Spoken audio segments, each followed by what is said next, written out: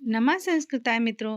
पिछली वीडियो में हम लोगों ने अभिज्ञान शाकुंतलम के प्रश्नोत्तरी और महत्वपूर्ण पात्रों का अध्ययन किया था। आज उसी के आगे हम लोग प्रश्नों की श्रृंखला को आगे बढ़ाएंगे। पहला प्रश्न है, अभिज्ञान शाकुंतलम में पूर्ववंशी चंद्रवंशी राजा दुष्यंत तथा विश्वामित्र और मेनका की पुत्री शकुंतला का प्रेम वियोग और पुनर्मिलन वर्णित है। शाकुंतलम की कथा महाभारत के आदि पर्व तथा पद्म पुराण के स्वर्ग खंड में वर्णित है। शाकुंतलम का नायक दुष्यंत हस्तिनापुर का राजा है और धीरोदात्त नायक के गुणों से युक्त है। शाकुंतलम की नायिका शकुंतला महर्षि कर्ण अर्थात काश्यप के आश्रम में पली है। मुग्धा नायिका है। शाकुंतलम का प्रमुख रस श्रृंगार रस है। चतुर्थ अंक में करुण रस है। शाकुंतलम में 24 छंदों का प्रयोग हुआ है। सर्वाधिक प्रयुक्त छंद आर्या 49 है। तत्पश्चात वसंतलिका 30 है। अभिज्ञान शाकुंतलम में कुल 196 श्लोक हैं। सर्वाधिक 35 श्लोक सप्तम अंक में हैं। अभिज्ञान शाकुंतलम में वैदर्भी रीत और माधुर्य गुण प्रयुक्त है। शाकुंतलम में साधारणतया गद्य के लिए सौर सैनी और पद्य के लिए महाराष्ट्रीय प्राकृत का प्रयोग हुआ है। षष्ठम अंक में दोनों सिपाही और धीवर मागधी बोलते हैं। शाकुंतलम में सर्वाधिक उपमा और अर्थांतरन्यास अलंकारों का प्रयोग हुआ है।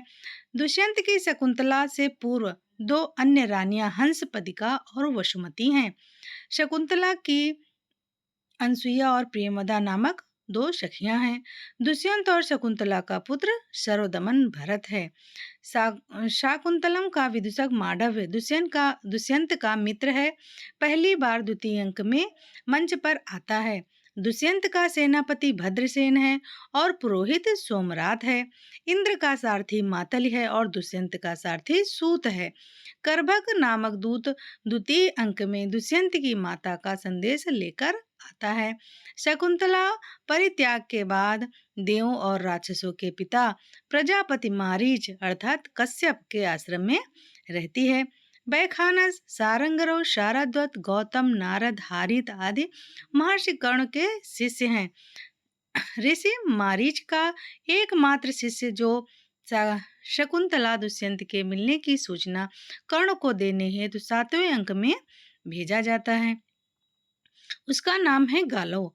षष्ठम अंक में धीवर को पकड़ने वाले दो सिपाही सूचक और चानुक हैं और राजा का साला एवं नगर रक्षा अधिकारी स्याल है। राजा का कंचुकी वात्यायन है।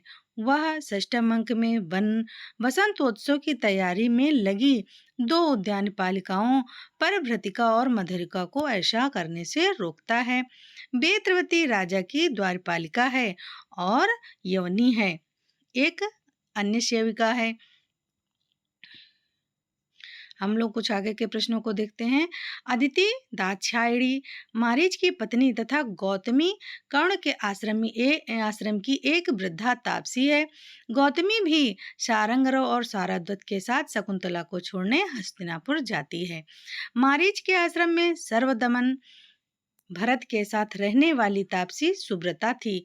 शानुमती शकुंतला की माता मेनका की सखी है जो षष्ठम अंक में राजा और विदूषक की बात अदृश्य रूप से सुनती है। इंद्र का पुत्र जयंत है और पत्नी इंद्राणी अर्थात पौलमी या सची हैं। सुलभ कोप महर्षि दुर्वासा अत्रि और अनसुईया के पुत्र हैं। वे चतुर्थ अंक के आरंभ में शकुंतला को शाप देते हैं। महर्षि कर्ण का आश्रम मालिनी नदी के तट पर, विश्वामित्र का आश्रम गौतमी नदी के तट पर और मारीच का आश्रम हेमकूट पर्वत पर था। दुर्वासा के शाप का असर पंचम अंक में दिखाई पड़ता है। यह नाटकीयता की दृष्टि से सर्वश्रेष्ठ अंक है। शकुंतला ने साची तीर्थ जो गंगा के तट पर स्थित है में जल वंदना की। वहां उसकी अंगूठी गिरती है। तृतीय अंक में प्रियमदा कमल पत्र पर नाखून से प्रेम पत्र लिखने की सलाह शकुंतला को देती है, जिसे वह फूलों में छिपाकर देवता के प्रसाद के बहाने राजा के पास पहुंचाने को कहती है। नाटक का आरंभ ग्रीष्म ऋतु वर्णन तथा राजा दुष्यंत द्वारा आश्रम मृग का पीछा करते हुए होता है। राजा पंचम अंक में हंस पथिका के संगीत की प्रशंसा करता है तथा षष्ठम अंक में शकुंतला तथा उसकी सखियों का चित्र बनाता है।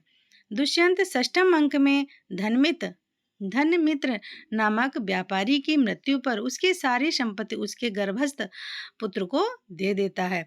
दुष्यंत के लिए इंद्र अपना आधा सिंहासन छोड़ देते हैं तथा राजा को मंदार माला पहनाते हैं। राजा द्वारा तिरस्कृत शकुंतला को प्रसव तक अपने घर में रखने को सोमरात तैयार होते हैं। अष्टमूर्ति शिव की उपासना शाकुंतलम के नांदी में की गई है। यह मंगलाचरण आशीर्वादात्मक है। शाकुंतल के मंगलाचरण में स्तग्धरा छंद है। इसके प्रत्येक चरण में 21 वर्ण होते हैं। यह पत्रावली नांदी है। जब तक विद्वान संतुष्ट न हो जाएं, सूत्रधार अभिनव कौशल को सफल नहीं समझता। वह ग्रीष्म ऋतु पर नटी से गीत सुनाने को कहता है। मित्रों, अब हम लोग इसके आगे के प्रश्नों का अध्ययन अन्य वीडियो में करेंगे। नमः संस्कृताय मित्रों।